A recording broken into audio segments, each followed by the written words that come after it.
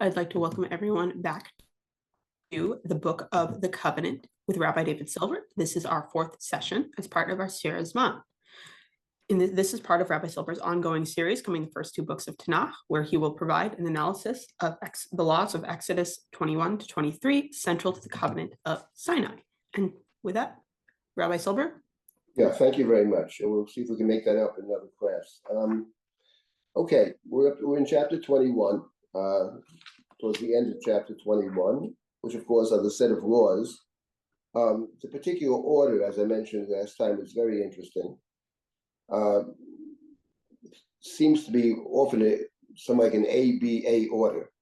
So there's a halacha, some kind of law that's given, then there's something else comes in the interim, which is somehow tangentially related, and then we get back to something related to the first law. And again, I wanted to emphasize, and I mentioned the Rashbam, Rashi's uncle, who writes in his introduction to all these laws. He, of course, was a great Talmudist, and he writes in his introduction, I'm going to try to explain the verses here based on their simple meaning. The Talmud is replete with many drashot, all kinds of exegesis, which he says is very central. But that's not what I'm doing over here. What I'm doing over here is trying to get the best reading of particular verses. And I mentioned when we started all this that the Rashbam, to the best of my knowledge, and I've spoken to experts on the Rashbam, never ever tries to reconcile the rabbinic interpretations with the plain meaning of the text. Unlike the Rashbam, is the Ramban. Moshe ben Nachman is great, obviously great interpreter of the Torah and a great Talmudist, but he, unlike the Rashbam, does often try to harmonize, to explain that in a certain sense they're both true. One classic example that I mentioned before we start and continue looking at other laws that appear in the section is an eye for an eye, ayin tachat ayin. So the Ramban understands that the Talmud interprets ayin tachat ayin, eye for an eye, as referring to monetary payment, which would not appear to be the plain reading of the text. And I would add that in the codes of the ancient Near East, of which there are several that precede the Torah, it says an eye for an eye quite straight out, and it's quite clear that they mean an eye for an eye. So the Ramban says we have our tradition that it's monetary payment. On the other hand, the Torah said an eye for an eye. And the Ramban explains the following way. He says, actually, it should be an eye for an eye. True justice means whatever you did to somebody else is done to you. That would be justice, and that's an eye for an eye. Comes along the rabbinic interpretation and says, well, that may be true, but first of all, can it really ever be an eye for an eye? Because no two people have the same kind of vision. For one person, losing one eye may be irrelevant. But for somebody who only has one eye, from which he or she sees, then losing an eye means you can't see at all. Furthermore, the Ramban says, what is to be gained from taking out the eye of the perpetrator? So whereas it's really true that an eye for an eye is what the Torah thinks is just, and in our classes in the last couple of weeks, I gave other examples of where justice means what you did is what you get. But the Ramban says on a practical level, the rabbinic interpreter says practically it doesn't work. In theory, it's right, but it never works practically, and therefore it's never enforced. So an eye for an eye means money. My point is that the Ramban attempts often to reconcile rabbinic tradition, rabbinic exegesis with the plain meaning. The Rashbam, for whatever reason, never, as far as I know, and I've spoken to people about this, never makes the attempt. He simply says, I'm interpreting the plain meaning. All this in preface to our, what we're trying to do in these sessions is to get to the most plausible reading of the text, understanding that there are multiple readings. And every so often I'll make reference to the rabbinic, some of the rabbinic readings as well. So let's start with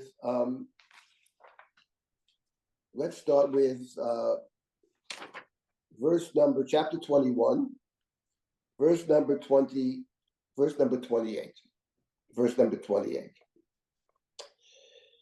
V'chiyigach sharet ish oet isha v'amet, sokol yisaker hashar, v'lo ye'achel et b'saro, u'bal hashar naki. So this rule, the ox who gores, I would add that the ox who gores, the goring ox, is found in two of the most important codes of the ancient Near East that precede the Torah by hundreds of years, and you should be familiar with them. And they're very interesting to read because there are many similarities and many differences. And we'll get to some of those in a minute. But what is Hammurabi's code, of course? And the other is something called the code of Eshnuna, Eshunna. There are others as well. In both of those codes, there's a section about oxen that gore. In many respects, they're very similar. In some respects, they're different. In any event, one should be familiar with that. Over here it says if an ox gores and kills a person, that's the case over here in verse number 28. What is the rule? The rule is the ox is put to death, literally stoned. Soko yisakel hashar. V'lo ye'achel et b'saro, and it's forbidden to eat the meat, to eat the ox. The ox is forbidden. Lo ye'achel et b'saro, u'bal hashar naki. But the owner is naki, is not to be punished, is innocent. So this is the rule. This is the case of a situation where someone's ox gores. Oxen do those things, and the ox is put to death. The ox is put to death, but the owner is not liable in the sense that there's no punishment for the owner. The punishment is he lost his ox. Ox could be a valuable commodity, but beyond that there is nothing. However, v'yimshar nagachu mitmol shoshom v'huad b'volav v'lo yishmerenu v've'imit isha isha hashar yisakel v'gam ba'alav yumat. If, however, this ox had gored previously, and the owner was warned, v'huad b'volav, and the owner did not watch the ox. The owner should know this is a dangerous ox, and the owner did not watch the ox. In such a case, and this ox killed a man or woman, the ox once again is stoned, v'gam ba'alav yumat, and the owner is also put to death. I'll read one more verse, and then I want to discuss these verses. In kofer yushat alav. If kofer, what does kofer mean? Kofer means a monetary payment. The word kofer is probably related to the word kapara or atonement, some kind of a fine, some kind of monetary payment which serves as atonement. If that's placed upon him, then then the owner can give a ransom of his life, as was imposed upon him. The Torah doesn't say who imposes it, but presumably it's the court or the judges that impose this kind of fine, this kind of payment. I'll come back to the payment in a minute. Let's start with these verses, and they pose, I think, some very interesting questions. First of all, I'll ask a very simple question. There are many questions here. First is, the ox is stoned. Soko yisakel hashar. What's interesting here is, I understand saying the ox is dangerous, the ox killed somebody, the ox is put to death. What is interesting is that the Torah doesn't simply say the ox is put to death, yumat, but the Torah says, Soko yisakel hashar. The ox should be stoned. In other words, is there something about the fact that the ox is not simply killed? There are other ways to kill an ox. But the idea of stoning the ox, that actually, I believe, suggests an interesting possibility that appears in the commentaries, and I think emerges from the Talmud. Now, how would we think of it? If I have an ox, and my ox kills someone, God forbid, I could understand the question would be raised, how responsible am I? And the Torah does raise that question over here. But if it's the first time it happened, then I'm not held liable in the sense, I'm not guilty. It's not a criminal act in any sense. It never happened before. It's not something to be anticipated. Yes, the ox is a danger. The ox is stoned by Baal Hashar Naki. But the point is, we wouldn't think of it, and someone can correct me, we wouldn't think of it as we're going to punish the ox. I don't think we think in those terms. Not punishing the ox. We're not going to say, ox, you are responsible. You are a killer. You're a killing ox. We're going to kill you. We would say to the owner, you have a dangerous property which you didn't watch, or which is a danger for the future in any event. To some degree, it's a danger. Danger has to be removed. And the ox, therefore, is removed. But sakol yisakel, when you talk about specifically a mode of killing the ox, that suggests that somehow we're seeing the ox as somehow culpable. Now, I know this may sound very strange to many of you, but I do believe that that sense, and this understanding is actually emerges from some of the commentaries on the Talmud.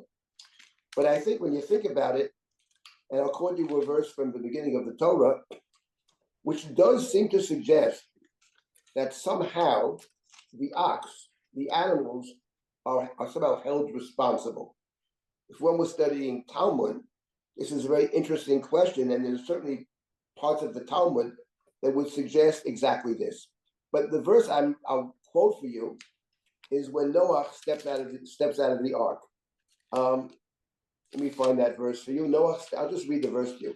Noah steps out of the ark, and when Noah steps out of the ark, God gives Noah what the Talmud calls the 7 Noahide commandments. There aren't actually 7, but in chapter 9 of Breshit, I'll just read it to you.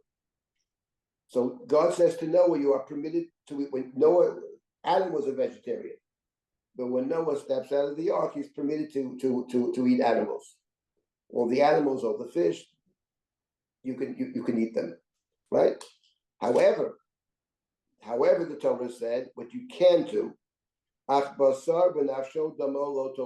can't eat the flesh of a living animal. You can only eat the flesh of an animal that died. And says God, and I will seek out your blood. I will seek it out from any animal, and from the human. The life of the human, God says, I will avenge. If someone takes the life of the human, I will avenge it. I will avenge it from all people, and I will avenge it from all animals. Whoever sheds the blood of a human, by a human shall his blood be shed. For God created the person, the human, in the image of God. And what's interesting is, the verses I find very striking. What does it mean to say, I'm going to make my demands upon any human who kills another person, and I'm going to make my demands upon the animal, and that would support this idea, which I admit is very foreign, I say to myself, that somehow the animal is somehow responsible, as opposed to simply saying the person who owns the animal is responsible. So this verse in Breshit, I will seek out, actually, I will demand retribution, says God. The drosh is to make a demand. A drisha is a demand. And says God, I will demand it from the human, and I will demand it from the animals. So that's the first point I wanted to make about Sakol Yisakel Hashar, which is very striking. By the way, I would ask another question. I simply put the question out there for your consideration. What does it mean to say, the ox shall be stoned, and no one shall eat its flesh? If the ox is stoned, how could somebody eat its flesh? I mean, what is this verse saying? Is the verse presuming that when we talk about shchita, right, in order to eat an animal, you have to slaughter it. It has to be ritually slaughtered. Is that clear? Is the verse suggesting otherwise, or is the verse saying normally you would eat this animal, but you're going to stone it and therefore you can't eat it, right? Or is the Torah saying stone it and on top of that you can't eat it? You have to kill it. Okay, I kill it. It can't work for me. Maybe I can eat the flesh. No, you can't eat it either.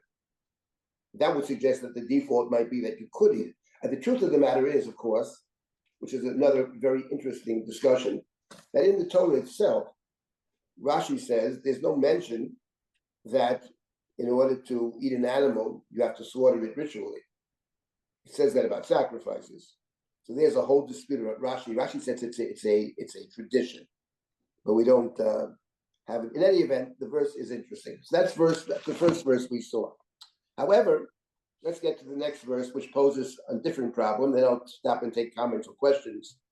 And that is, but if the shore is a goring, if ox is a goring ox, in the past it's gored, and the owner was warned and did not guard the ox, and the ox killed a man or woman, and the ox is stoned, and the owner is put to death. And the question is, what does it mean? What is the case where the ox has a history of goring? What kind of history does it have? It's hard to imagine that the ox has a history of goring and killing people. Because if the ox had a history of killing people, according to the previous verse, the ox has to be stoned. So how could the ox gore a second time? Right? The first verse says if the ox kills a person, then the ox is stoned. Second verse says if it has a history of doing this, then not only is the ox to be stoned, but the owner is put to death. So clearly, in the plain reading, it can't mean that it was a goring ox that killed people. It's possible. Well, maybe it gored, but it didn't kill. Excuse me? Maybe it gored, but it didn't kill. Right, that's my point. In the plain reading of it, it gores but doesn't kill. And since it gores, it could kill. It gored a person, but it just wounded the person. But in that event, nonetheless, the owner has an additional requirement to watch the ox. And that's actually very important. The Talmud has some other possibilities, but the point is, the important point over here, and very central to these verses, and central to the Talmud, is that the responsibility is the responsibility of the owner to actually guard or watch the objects. Shmira. The people are responsible for objects that they own. They have to be careful that this animal doesn't gore. It has a history. An animal doesn't have a history, but the huad bivalav, the owner was warned. The huad, and the owner failed to watch the animal. So in this case, the ox is put to death, but so is the owner. The owner is put to death. That's what it says in verse number 30, or 29, whatever it is. And now you get to the next verse. Im kofer yushat alav, v'natan pidyon nafsho, kechol asher yushat alav. This is a very interesting verse. What it seems to say is the word im. We usually translate the word im as if. But if a penalty, kofer means typically a monetary penalty. If a monetary penalty was placed upon the owner, he can redeem his life. He can save himself natan pidyon nafsho by paying the amount that was, I guess the word ransom would be the right word. He can ransom his life by paying money. I want to say two things about this verse, and then we'll stop and take comments or questions. Verse is very interesting for the following reason. I mentioned in the past that Moshe Greenberg has a very famous essay where he compares the ancient codes of the Near East with what the Torah has to say. His point, he says, is not to make the claim that one is superior to the other. Although when you do read it, it sounds like the Torah is far advanced. But that's not his point. His point is not to claim that one is more enlightened or more civilized than the other. His point is that there are certain assumptions or certain core ideas that are in the Torah which are not present in these other texts of the ancient Near East. And here's one of the basic assumptions that he works with. He says that the Torah goes out of its way to emphasize that monetary payment is one thing, but taking the life, capital punishment, is something else.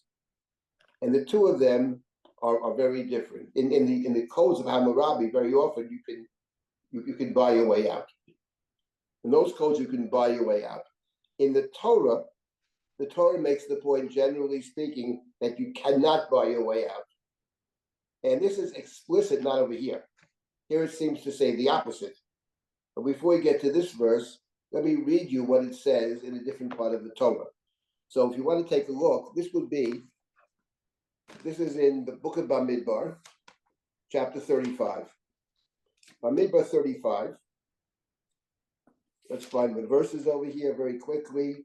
Bamidbar 35, verse number, let me see if I can find this. Verse number, 31. Now, what is chapter 35 of Bamidbar about? The long chapter. Chapter 35 of Bamidbar is about a topic that I mentioned last week, which is cities of refuge. Cities of refuge appears briefly in chapter 21 of Exodus, our chapter, but it appears at great length in chapter 35 of Bamidbar, and it also appears in chapter 19 of the book of Devarim. And I'm not going through all the details of it, that's not a topic right now, but the Torah makes it very clear. If someone is a premeditated murderer, that person is found to be a premeditated murderer, person is put to death. Exactly how the person is put to death is not totally clear. It sounds like they hand the person over to a member of the family, to a Goel Hadam. However, if the person killed accidentally, it was not premeditated, it's b'shogeg, it's accidental, it may be somewhat negligent, but it was not premeditated, then there are cities of refuge. There are 6 cities of refuge. You can run to a city of refuge and you will be safe. Fine. At the end of chapter 35, the Torah goes through different cases trying to figure out or explain to us how we can determine whether something was premeditated or not, etc. Not our topic. The Torah says the following in verse 31.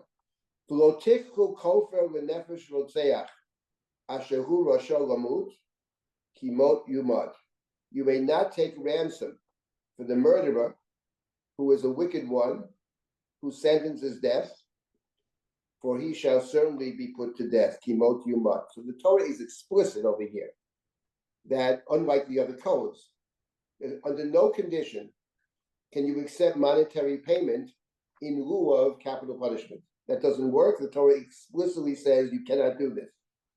But not only that, that's verse number 31 of Bamidbar chapter 35. But the next verse is very interesting. V'lo kofer lanu sa'ir mikwato lashuv lashevet ba'aretz ad mot hakohen. Says the Torah, in addition, there are the cities of refuge. So someone is supposed to run off to the city of refuge. If you don't run off to the city of refuge, you might be in danger. But suppose somebody says, you know something, I'll take my chances. I don't want to be cooped up in the city of the Levites with all those Levium around. I'll take my chances. And you know what? Here's some money. And instead of, in lieu of my being forced to dwell in the city of Levium or in Miklat, I'll make a monetary payment. Or maybe I'll make a monetary payment to the family. No one, accidentally killed their relative, I'll pay them. They'll get a benefit from it. It says the Torah, that's forbidden. The person cannot leave the city of refuge. Can only leave the city of refuge when the high priest dies. I'm not getting into the high priest dying. But the point is, the Torah says explicitly 2 different prohibitions of taking what's called kofar, ransom money. In the second case, you might argue, sounds like a reasonable request, I'll take my chances. I don't want to run away. It was an accident, and that family will benefit. I'll pay money. Says the Torah, that's not, you can't do that. Can't do such a thing. Why not? V'lo tachanifu et haaretz, asher atem ba, ki adamu yachanif et haaretz. V'lo haaretz lo yuchupar l'adam asher shupach ba, ki im bedam shavcho. Says the Torah, a very interesting idea. The blood, murder, defiles the land. The land is defiled. And therefore, the only way to atone is by taking the life of the one who shed the blood. That's in the case of willful murder. The Torah doesn't deal with accidental murder over here, but the Torah puts those two together. The Torah says that in both of these cases, it is forbidden to take ransom. And Greenberg says this is a fundamental difference between the other texts of the ancient Near East and the Torah.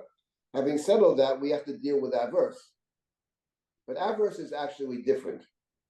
Because in our verse, the person didn't actually kill anybody. Our verse is a case of negligence, but the person didn't kill. The act of killing was not done by the person. The failure to watch was done by the person. And I would add to this that maybe this idea of stoning the ox is the Torah's way of saying the ox is guilty. The person is guilty for a different reason. The person is negligent. But the person would not go to a city of refuge. Okay, the person is guilty. Now, what about if he was really negligent? Then the Torah says then he should be put to death for his negligence. But get to the but in that case, there is ransom money. You can buy your way out. You can make a payment, pidyon nafsho, as was determined. So here the Ramban says a very important point about this verse. But I think the first thing to point out is that this is the exception to the general rule. Very important point. The Ramban makes the following observation.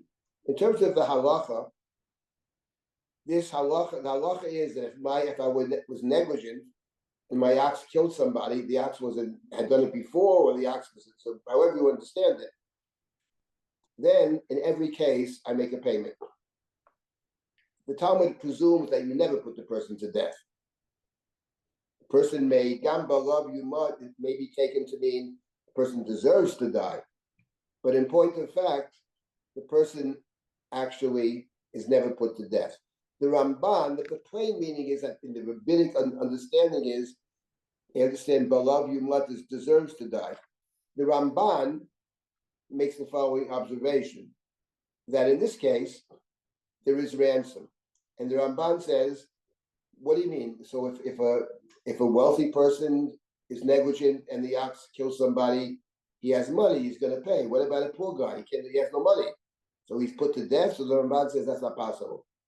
Once ransom is actually possible, it becomes necessary in all cases. But once again, in the spirit of the Ramban, what the Torah is saying is that's what should happen. Someone is so negligent and I let my animals run wild and they kill people, I do deserve to die in that case. That should be the appropriate punishment. However, since I didn't do it myself, I was negligent, I can give kofar. I can give pidyon nafsho. Now, before I take any comments or questions, I just wanted to mention that in the Talmud, there's a very interesting debate. I mean, there are reams and mounds of discussions in the Talmud and the commentaries about each verse here. But the Talmud has an interesting debate between two Tanaim. What does it mean, pidyon nafsho? Now, in other words, you're going to give, pidyon nafsho means you're ransoming your life. So in order to do that, there has to be a number assigned to a life, which per se is odd to say that you assign people a monetary value. But that's how the Talmud understands. On a practical level, we assign a monetary value. For example, if you injure somebody, if you wound somebody, The Talmud says you pay 5 different things. You pay the doctor bills. We saw that last week. You pay the loss of work, the time lost from work. And the Talmud adds, if there's embarrassment, you pay for embarrassment. If there's pain, you got to compute how much some value for the pain, however you do that. And then the Talmud says, and there's nezek, ayin tachat ayin, which is a different payment, which is, how do you figure that out? Well, if the person were a slave and was sold in the slave marketplace, how much would a slave get with an eye, and how much would a slave get without an eye? That's how the Talmud computes it. So the Talmud does assign, for these purposes, a monetary value. But the question that the Talmud, debate of the Talmud, I might be Rabbi Akiva and Rabbi Shmuel, I don't remember. It's 2 Tanaim. Pidyon nafsho, whose nefesh? In other words, my ox killed a person. Reuven's ox killed Shimon. So Reuven was very negligent. He had ox had done this before, the ox, whatever. He'd been warned, right? So he has to give pidyon nafsho. Do we say, Reuven, how much are you worth in the slave marketplace? That's how much you're going to give. You have to redeem your own life, as it were, by paying a sum of money that represents you. That's one view. But the other view is very interesting, that pidyon nafsho is not Reuven, the owner of the ox. That's not the sum you pay. Rather, you look at the person who was killed, and you assign a value to the person who was killed. You're paying for, in a sense, kind of damages. In this case, it's murder or manslaughter, actually. So it's interesting that the verse, I think, is the plain meaning of the verse. I would have said is pay the value of if it's a value that you assign to it, it's the value of the person who was negligent. But in the Talmud, it's actually very interesting. There's a debate about whose nefesh factors in terms of the ransom money. But again, the Ramban says, since it's possible to do it in one case, justice means that it's necessary in every case. Okay, let me stop here for a minute and take any comments or questions about these verses. Yes, we're trying to get to some of the basics over here. Yes, we have 2 questions in chat. I hope that maybe they have been covered, maybe they have not. From Debbie Sondheim, quote, how is the word kapeh related to the word kaparot? Yeah. Kaporet. Kaporet. I presume is related to the word kapara, which is atonement. The person has been negligent. The person has sinned. If I have it, it's not. I mean, let me talk more broadly about this.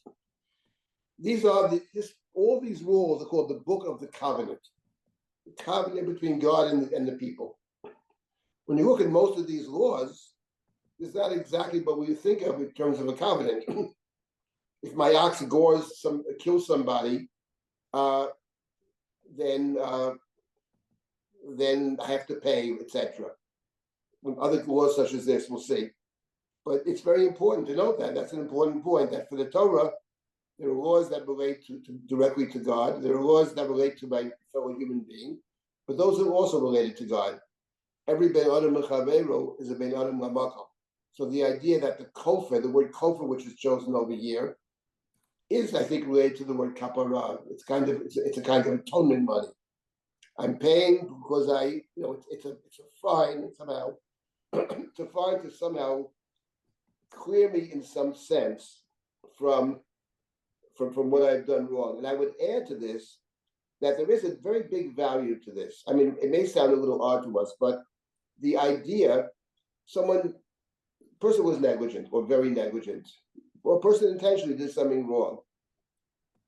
The system of punishments, the system of ransom money, does allow for the person to be reincorporated into the community. Okay, I did a terrible thing.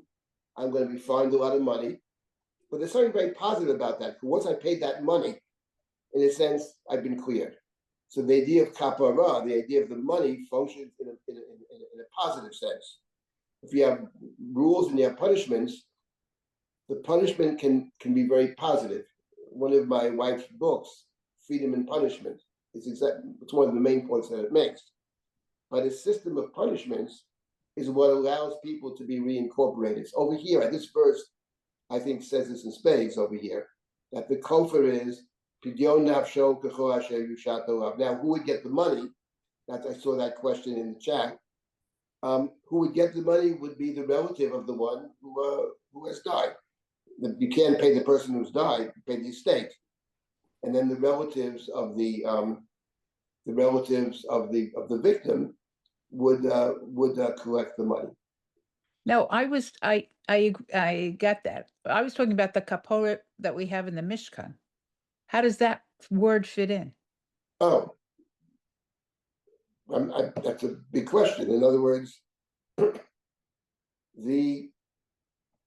it can fit in. Let's not forget that the main atoning sacrifices of the Bible are the sacrifices of Yom Kippur, where the blood is taken into the Holy of Holies and it's placed, and the blood is thrown keneged kaporet. So the point is, it probably there. Kapora means a cover, but the ark is actually kind of a atoning vehicle. But that's a longer conversation.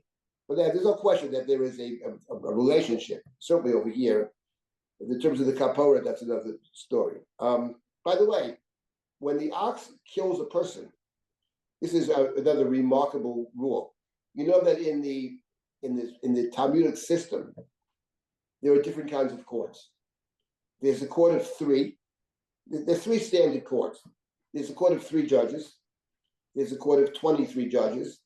And there's a court of 70 or 71 judges. The Great Sanhedrin is 70 or 71. 3 deals with monetary matters, stuff like that. And 23 deals with things like when someone did a sin and it's going to be a flagellation, malkot, you need 23. Murder is a court of 23, not a court of 3. What about an ox that killed? How many do you need for an ox that killed? The Talmud says, I believe it's a dispute, but according to one view, you need 23 judges. Why do you need 23 judges? Isn't this simply a case of, it's a monetary case. My ox killed, and I'm going to have some payment to make. Why would this be 23? The very fact that you have 23 suggests that the one on trial was the ox. Goes back to, I know it sounds strange, but it does actually sound that way from the Torah. In any event, yeah, so I dealt with that before. Now let me read one more verse in this connection, or 2. Rabbi, I'm sorry. Yes. I sent in a question. Does the Ramban feel if somebody is too poor to pay a kofar, nafshel, that he is put to death, or that in general he wouldn't be put to death The Ramban says anyway? the opposite. The Ramban says once ransom is possible, it becomes necessary for everybody. Torah can't distinguish between wealthy people and non-wealthy people. So when the Torah is saying im kofa yushat olav, doesn't mean if. It means when. The Ramban says it can't mean, right. If it applies to one person, it applies to everybody. Right. So the point is that maybe it becomes a debt for the poor person. Maybe someday you'll pay it back. But there's always the opportunity to pay it back. That's the point. So no one is ever put to death. And the verse "Beloved you might" simply means maybe deserves to die or whatever. But in terms of how we deal with it, we deal with a payment of kofar. The next verse is very striking, actually. Obein yigach o bat yigach. Whether the ox kill a boy or a girl, kamishpat hazeh ye'aseh lo, such is the rule. Now, why would the Torah even say this? This verse strikes me as very, very suggestive. Not that this is my chiddush, this is nothing new over here. But anybody who studies these laws and studies the laws of the ancient Near East, I mean, it is very striking that the parallels of some of the laws are identical. It's very striking, and the differences are very striking. Now, in Hammurabi's code, without getting to all the cases, and I'm no expert in Hammurabi's code, but in Hammurabi's code, it often is the rule that if, let's say, if my ox killed your child, then you can kill my child. This idea of the quid pro quo extends to the family members. So if someone killed a child of X, then the other side kills my child. And the point is that the Torah says not so. So this is without that reading of the other codes, you don't know why is the Torah saying this.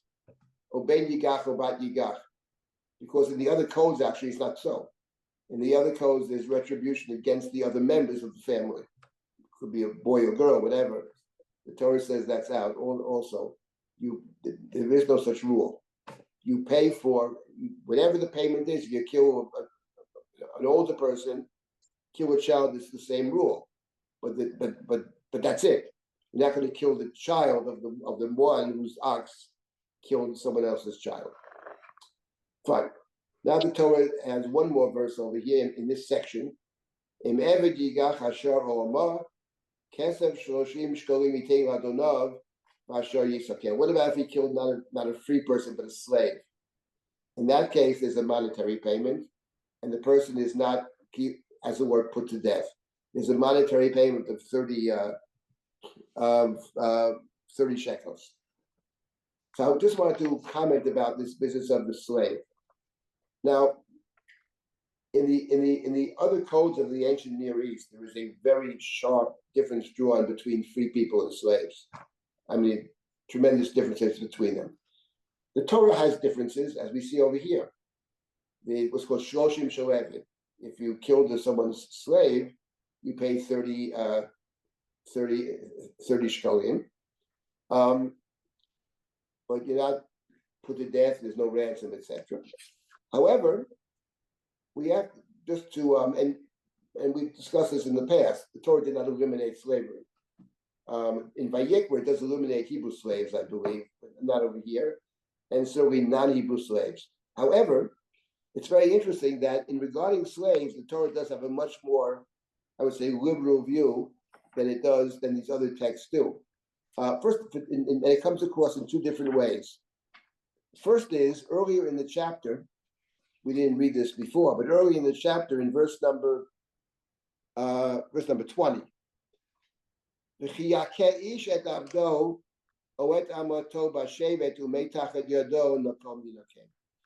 person has a slave, and the person beats his slave, hits his slave, right, with a rod, and the slave dies. Hit the slave so hard that the slave died. Says the Torah, Nakom Yidakem.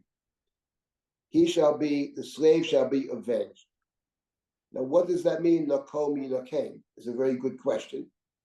But the Talmud says, and Rashi and the Rabban quoted, Nakom Yidakem, that the one who did it is actually put to death. It's considered murder. Even though it's my slave, and I can say, my slave, he wasn't misbehaving, wasn't doing the work. But you're not permitted to hit him with such force, and if you do, that's considered murder. However, achim yom or yomayim yamod. But if the slave doesn't die right away, the slave is wounded, so it's not a mortal blow. Then maybe the slave died later. Then lo yukam, then the slave is not avenged, because after all, this is my property. So on one hand, the Torah accepts the idea of slavery. It does actually accept it. It limits it tremendously, but it doesn't outlaw it. On the other hand, the slave is still a person. So within the normal, it's presumed that, it was presumed about children too, that the teacher can beat the child within reason. That was assumed, right? Spare the rod, spoil the child. It's in Michelin. But I want to point out, I'm not suggesting that the Torah eliminates slavery totally. But when you look at the other texts, it's certainly moving in the direction of leniency. When it comes to the Hebrew slave, at least in the book of Vayikra, it eliminates it completely. Okay, now let's move on to the next topic. So here we have, let's move ahead for a moment. We're going to go back. We'll go back to the ox, but I wanted to jump ahead now, and maybe next week we will get back to this business of the ox. But let's start with the end of chapter 21. We're gonna go back to the ox. The ox, because by the way, the goring ox, that's where the parallels to the other coasts, the Hammurabi and the Shnuna, are most striking. The most striking there, and you get the real sense that the Torah is responding to these other traditions or these other texts. In any event, we'll get back to that. But meanwhile, let's skip down for a moment to the end of chapter 21. And the Torah says the following: Ki yignov ish shor oseh utvacho o mecharo. Chamisha bakar yishalem tachat hashor, v'arba tzon tachat haseh. We're talking here about theft, okay? Theft. The Torah earlier spoke about theft in this chapter. They meant kidnapping. But this is not kidnapping. This is stealing someone's ox or someone's lamb. And not only did you steal it, but you either sold it or you slaughtered it. Then the Torah says, and you were caught. So you pay for 5 times the value of the ox and 4 times the value of the lamb. So first of all, this idea of paying more than you actually, more than you took. I mean, I took your ox from you. I got to pay you 5 oxen. This is a concept that developed in the Talmud. It's called knas. It's called a fine. There's mammon and there's knas. Mammon means restitution. I stole $100 from you. I give you back $100. I stole an object. I restore I give you the object or its value. But in this particular case, there's a fine. The ox itself is just a restitution, but the additional payments, the additional 3 and 4 that you pay for a total of 5 and 4, that's a penalty. That's a fine to discourage people from doing such things. By the way, the idea of paying 4 times for the lamb does appear in one of the dramatic episodes of the Bible, actually. So this The Mashal of rule, David. Natan HaNavi. exactly. And the David. prophet Natan goes to David after Bathsheba and talks about there's a rich man and a poor man. The rich guy's got 1 million animals. The poor guy has one little lamb, one little ewe, which he raises and cares for, etc. And the rich guy, the stranger comes to town. The rich guy takes away his lamb and prepares it for the stranger. What should be the rule, O King David? David gets very angry. Person deserves to die. Who does this way? Who does this? And also pay 4 times. He should pay 4 times for the lamb because he had no mercy. He had no compassion. What's interesting is paying 4 times for the lamb, which exactly is the pasuk in the Chumash. Chamisha bakar yishalem tachat hashor, v'arba tzon tachat haseh. Okay, so this section begins with theft and with a penalty of what's called 4 and 5. Let me make a different point over here. For those who are either studying Talmud already or want to get into it, I highly recommend it. That one of the questions you can ask over here. The Torah says someone stole an ox or someone stole a lamb. Okay. Let's say in the previous cases, we skipped it. We'll get back to it next time. But or it says, for example, in the 10 Commandments, right, that you shouldn't work on Shabbat, but your animals also shouldn't work, right? Your ox and your donkey shouldn't work. And the question is it only an ox and donkey? Or is it when the Torah says you dig a pit, right? You dig a pit. We skip that. We'll get back to that next time, right? In verse number 33 of this chapter. Kivtachish bar or kichreish bar. You dig a pit, you didn't cover it. The nafal shaba shor or chamor, and an ox or a donkey fell in. You have to pay. And what if my dog fell in? What if my cat fell in? What if some other pet of mine fell in? My turtle. What? You don't pay. Is it only a shor or chamor? When is it specific and when is it general? Now, in the case over here, it's taken by the Talmud to be specific. If you steal an ox or you steal a shor or a set, no other animal.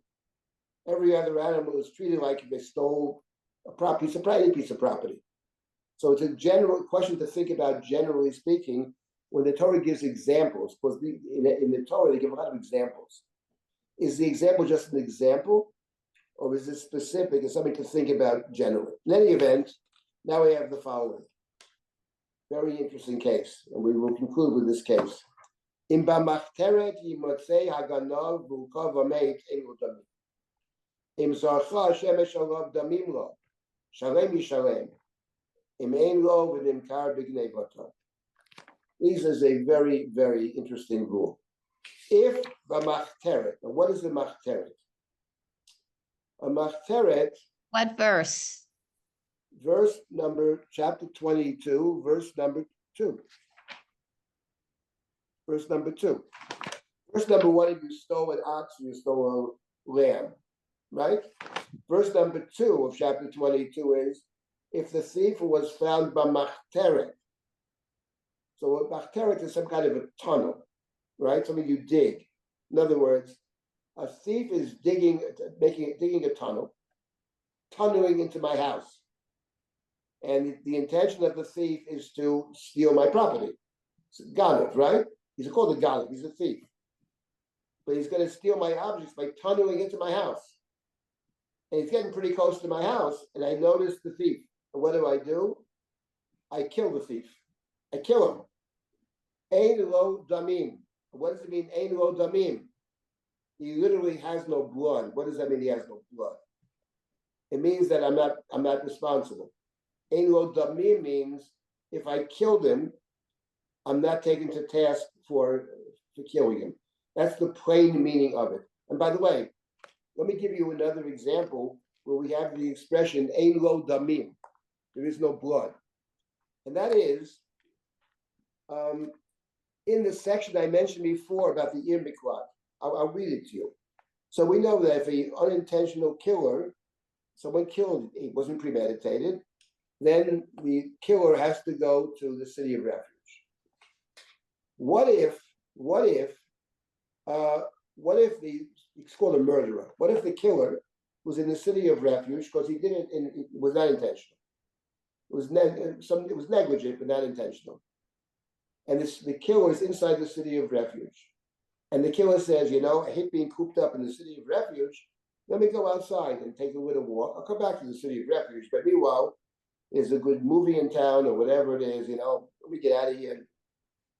And what happened? So the killer left the city of refuge, right? But this is chapter 35 of Bamidbar, the chapter we saw before. But he left. And what happened? And umatza oto goel hadam, in verse number 27, the avenger of the blood, the relative of the victim, found this guy outside the city and he killed him. V'ratzach goel hadam terotzeach ein lo dam. There is no blood. It's exactly the same expression that we have over here. Ein lo damim. It's the same expression. So what does it mean? There is no blood. There is no blood means, I think, that the killer, the blood avenger, is not held responsible. It doesn't necessarily mean he should do it. That is debate. Does he have the full right to do it? Is that what it means? Does it mean maybe even should do it? Because you want to make sure the guy doesn't leave, should do it? Or does it mean he has permission to do it? Or does it mean, I would say, in the simple reading of it, he may not even have permission to do it. But if he did it, he's not going to be held liable because the blood is on the other guy's, right? It's the other guy's fault. He should not leave. And if he did leave, that's the chance that he takes. Ein lo damim. Here as well, if the guy in the tunnel, the thief, the potential thief, was killed in the tunnel, ein lo damim simply means that the killer, the one who kills the thief, is not held responsible. Now, before we get to the next puzzling verse, why is this person not held responsible? That's a wonderful question. And the Talmud has a very, very interesting explanation of why the one who kills the tunneler is not liable for killing. It's something that has immense implications, I think. The presumption of the Talmud, and let me say straight up, I'm not convinced, and never was, that this is Pshuto Shel Mikra. This is the best plain reading of the text. But the way the Talmud understands it, Talmud comes from a very moral place. The Talmud is bothered by this. Why? The guy invaded my property, and I killed him, so that's it. I'm not responsible. Why not? So what the Talmud says is the following.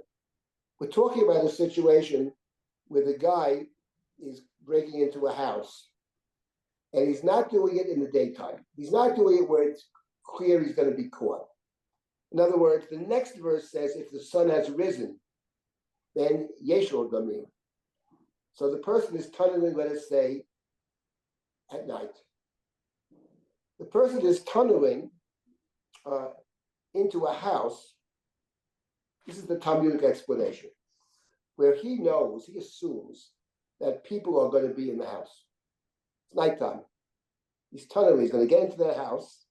He can't just walk through the front door because there are people there. So he's going to find a way to break in, and he assumes, says the Talmud, that if someone actually since someone's in the house, there's a good chance they're going to try to stop him. Because even though he may be armed, people, generally speaking, says the Talmud, don't like the idea of people coming and taking their money away, taking their property away. So if he's seen, and there's a good chance he will be seen, they're going to try to kill him. And therefore, when he tunnels into the house, he tunnels with the assumption that they may try to stop him, and he is already armed and willing to kill them. And therefore, he falls under the general category of what the Talmud calls a rodef. A rodef, this is extremely interesting business and complicated, but a rodef is someone who has not yet committed a crime. He's done nothing wrong. He's trying to get to the house. He's 50 feet away from the house. But you can prevent him from entering into the house, because the assumption is that that he will, or he could potentially try to kill you. Now, what's interesting about this idea of rodef, which comes up elsewhere, and this is something that has all kinds of interesting implications. This is not a normal case of rodef, because the point is that the people in the house, right, it's a rodef only because of the assumption that if someone's coming to try to take my money away from me, there's a good chance I'm going to try to stop them using force. But in the case of the machteret, if the people in the house just walk away, take whatever you want, just leave us alone, then there's a good chance he's not going to harm anybody. The only reason what turns him into a rodef is the assumption that people, by their nature, will defend their property and are willing to harm the other to defend their property. And that converts him into a potential killer. So there's actually an interesting wrinkle over here about that's the Talmudic understanding of machteret. The machteret is essentially a rodef. What the Talmud, I think, did not want to suggest is that my house is my castle. If you're going to come into my house without permission, you take your life into your own hands.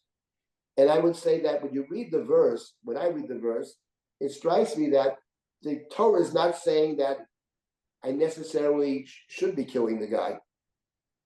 The Torah may even be saying that maybe I shouldn't. But if I did, ein lo damim means I'm not liable, because it's the other guy's fault.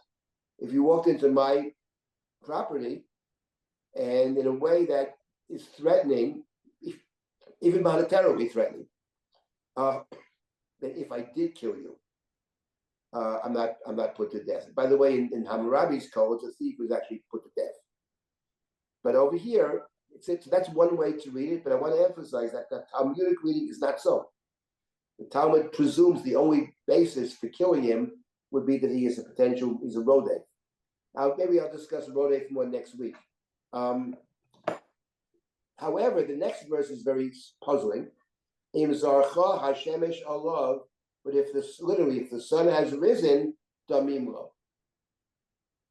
Now, what does that mean if the sun has risen? The contrast is between the tunneler. If you kill the tunneler, you are not put to death. However, if the sun has risen, you are put to death.